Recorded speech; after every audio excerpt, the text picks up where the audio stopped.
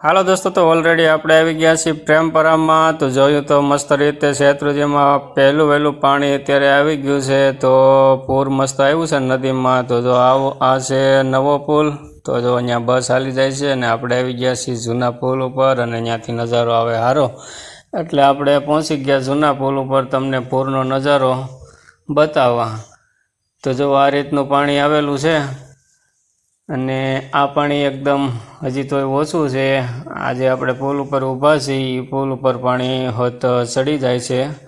તો આવી જ રીતનો નવો નજારો જોવા માટે આ વિડીયોમાં બને રહેજો। આપણે જઈએ છીએ જીવન મુક્તેશ્વર મહાદેવના દર્શન કરવા। તો ત્યાં જઈને તમને ત્યાંનું લોકેશન અને મહાદેવના દર્શન અને ત્યાંના પૂરના અને નદીના દર્શન મસ્ત રીતે કરાવું। તો ચાલો આપણે જઈએ જીવન મુક્તેશ્વર મહાદેવ મંદિર અને ત્યાં વિડીયોની કરીએ શરૂઆત। હાલો દોસ્તો, તો હર હર મહાદેવ। બધા કેમ છો? આજે છે 11 તો આપણે મહાદેવના દર્શન કરવા આવ્યા હતા। તો જોયું તો અહીંયા બે કાંઠે નદી હાલી જાય છે અને પૂર આવ્યું છે મસ્ત રીતે। તો મને એવું લાગ્યું કે ચાલો દોસ્તોને પૂરનો નજારો બતાવી દઉં। તો આ છે જીવન મુક્તેશ્વર મહાદેવ મંદિર અને પ્રેમપરા શેત્રુંજી નદી કહેવાય તે। તો અહીંયા ધારીમાં વરસાદ એટલો બધો ખાસ છે નહીં, પણ આગળ જે ગીરમાં વરસાદ વરસ્યો છે તેનું પાણી મસ્ત રીતે આવી રહ્યું છે। તો સવારમાં નજારો મસ્ત જોવા મળી ગયો છે। તો ચાલો એ નજારો તમે પણ લઈ લ્યો। જો દોસ્તો, તો મસ્ત રીતે પાણી આવી રહ્યું છે। બધાય પૂર જોવા આવી ગયા છે, આજુબાજુના જે વિસ્તારના રહેતા હોય તે લોકો। અને જો મસ્ત રીતે પાણી આવી રહ્યું છે, કેમ કે આ પહેલું પાણી છે અને પૂરનું પાણી હંમેશા ડોળું જ હોય। પછી જો આ પાણી થઈ જાય એકદમ તાજું મસ્ત રીતે, તો નાહવાની પણ મજા આવે છે। આપણો વિડીયો એક આમાં આપેલો છે, આ નદીમાં નાહ્યા છીએ તો આ જગ્યાએ। તો ત્યાં મસ્ત પાણી એકદમ તાજું તેલ જેવું હોય, તો એમાં નાહવાની પણ મજા આવે। અને જો ઠંડો પવન આવી રહ્યો છે, તો નદી કાંઠે છે અને ઠંડો પવન હોય અને વાતાવરણ છે વાદળછાયું, તમે જોઈ શકો છો વાદળા છે। તો આપણે ઓલરેડી મહાદેવના દર્શન કરવા આવ્યા છીએ, તો દર્શન કરીએ અને આગળ પુલ જે આવેલો છે ત્યાંનો પણ તમને વિડીયો બતાવીશ પુલ ઉપર થઈને। તો તમને જોવાનો આનંદ આવશે। જો આ રીતનું પાણી આવેલું છે, ટૂંકમાં આમાં પીડ્યા હોય તો તણાઈ જાય એ રીતનું પાણી છે। અને જો આ ઘેટા બકરા સારવાવાળા પણ અહીંયા બેઠા છે। તો નજારો આવી રહ્યો છે મસ્તીનો, મોબાઈલમાં ખાસ નહીં દેખાય। અને જે જો અહીંયા ધજા તમને દેખાય છે તે મહાદેવની છે, જીવન મુક્તેશ્વર મહાદેવ। તો ચાલો આપણે ત્યાં દર્શન કરવા જઈએ અને આજે 11ના દર્શન કરીએ દોસ્તો। ઓલરેડી આપણે અહીંથી પુલ આવેલો છે ત્યાં જઈએ, બાકી મેઇન ગેટ ઓલી સાઈડથી છે, અહીંથી જઈએ તો નાનો અમથો ગેટ છે, ત્યાંથી પણ જવાય છે।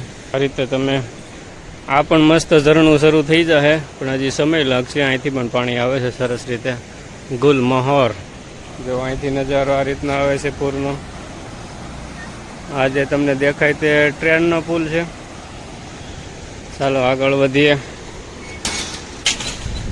ઓલરેડી આપણે જીવન મુક્તેશ્વર મંદિરની અંદર પ્રવેશ થઈ ગયા છે। જો આ રીતના આમાં લસરપટ્ટી, હિંચકા એવું બધું છે, નાના મોટા વૃક્ષો પણ છે, જેવા કે શીકુડી છે, પીપર છે। જો અહીંથી નજારો બહુ સરસ આવે, જો આ રીતનું।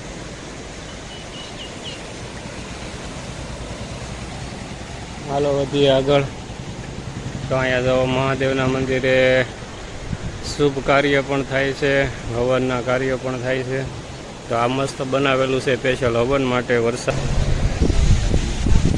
જો કેવું સરસ મજાનું વાતાવરણ છે।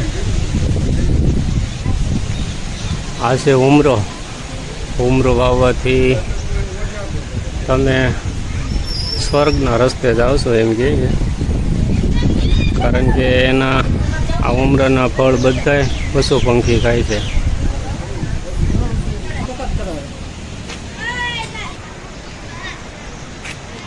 જો આ છે જીવન મુક્તેશ્વર મહાદેવ મંદિર અને નજારો જોઈ લો અહીંનો। હવે આપણે આગળના પુલે જઈને ત્યાં પણ પૂર જવું, પણ પહેલાં મહાદેવના દર્શન કરી લઈએ. જય હનુમાનજી મહારાજ.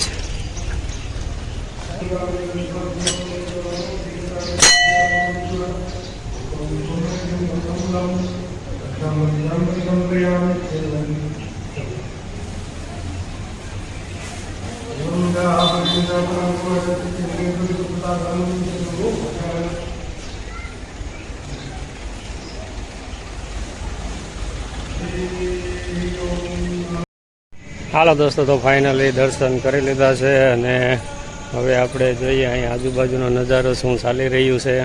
દોસ્તો, મહાદેવના મંદિરે આવી ગયા છે. વરદ જે છોકરીઓ રહેતી હોય તે તો જો આ મસ્ત મસ્ત બધું ગણેશજી મહારાજ કરેલા છે. અહીંયા ફૂલ બનાવેલું છે, તો જો આ રીતની પૂજા કરેલી છે. બાળકો વરદ રહે ફૂલ નહીં પણ કુંભ દોરેલો છે. કાંઈ વાંધો નહીં, ચાલો આપણે વધીએ હવે આગળ. તો જો અહીંયા બધું આ રીતનું કરેલું છે. તો જો મસ્ત મહેનત કરી છે. જો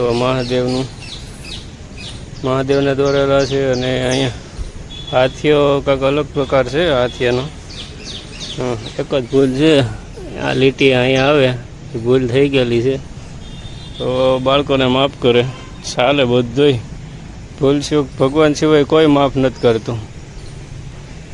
કે ખોટી વાત છે, એક ભૂલ થઈ હોય કે 10 ભૂલ થઈ હોય ભગવાન માફ કરી દે, પણ માણસ છે ને એ બહુ યાદ રાખે છે ભૂલું. કે ખોટી વાત છે દોસ્તો? કમેન્ટ કરજો કે એક ભૂલ થાય એટલે તમે આવી ગયા એમાં, ને ભગવાન પણ ઘણી ભૂલો કરતા હોય, માફ કરી દે. તો જો અહીંયા બાળકો માટે હિસકવાની વ્યવસ્થા છે, અને આ રીતના વૃક્ષો છે મોટા મોટા, અને ચકલાનો કલબલાટ મસ્ત રીતે આવે છે. એ બધી વસ્તુ જોઈને વાતાવરણ એકદમ સરસ મજાનું થઈ જાય, કે એમ થાય કે અહીંયા બેસવી કલાક અને શાંતિનો અનુભવ લઈએ. કારણ કે શાંતિ આવી જગ્યાએ જ મળે, અને ખાસ કરીને મહાદેવના મંદિરે. તો જો અહીંયા જ્યાં જુઓ ને ત્યાં બાળાઓએ આ રીતનું કરેલું છે, જે કાંઈ એના વ્રતમાં આવતું હોય એ રીતનું. અહીંયા તો દોરાહો જ બાંધેલા છે. ખેતર કર્યું હોય ને, ખેતર નેટ બાંધી દીધી હોય એવું કરેલું છે. જો અહીં મસ્ત જે કાંઈ અનાજ કહેવાય ને, અનાજનો સ્વસ્તિક બનાવેલો છે. જો આપણે ઓલરેડી ચીકુડી નીચે છીએ, તો હવે આપણે જઈએ ઓલા પુલ ઉપર, જે પૂરનો નજારો છે તે લેવા. બાકી અહીંયા મંદિર તમને બતાવી દીધું. અહીંયા આગળ જાઓ એટલે જલારામ મંદિર પણ આવેલું છે. ક્યાંય પણ મસ્ત વાતાવરણ છે.